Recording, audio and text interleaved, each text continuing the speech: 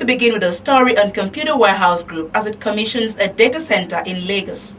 Recently, data generated across the world, as rightly predicted by experts a few years back, has become so massive that it's become a huge challenge for enterprises to manage the flow of information at their disposal. As more bank processes get automated, customers now do more on the virtual space than they did years before. Hospitals now have patients' information and health records in the cloud. Governments have realized how much money they can save by automating their processes, and they are doing more of that. What about voice calls zipping through digital phone lines, your text messages, uploads and downloads of music, videos and pictures? Simply put, the world is more connected today than ever before. The question is, where does all this information go to? Data is going to be the currency. Today we use, maybe a few years ago, nobody knew what debit card was.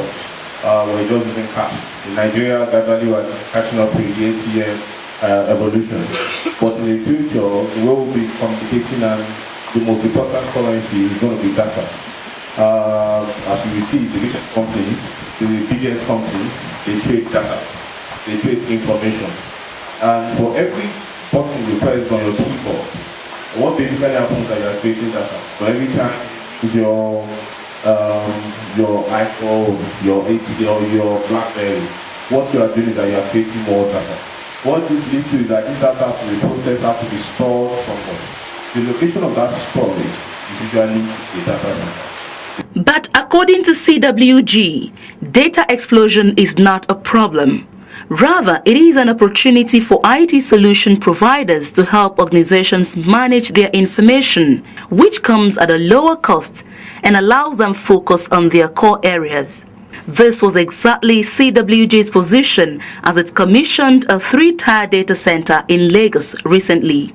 We are also putting out a co-location facility for especially banks that already have a production site and needlessly building disaster recovery sites. And what we're saying is it's more cost effective to co-locate regarding your disaster recovery and share. So we have a 50 rack capacity data center, can take about 6 or 7 banks for the disaster recovery, instead of them going to build that by themselves. The data center is designed to host mission-critical servers and computer systems with fully redundant subsystems like cooling, power, network links, and storage, among others. Its compartmentalized security zones are biometric access controlled. Here we have the power, we have looking after the system, we have the cooling, and all share the cost.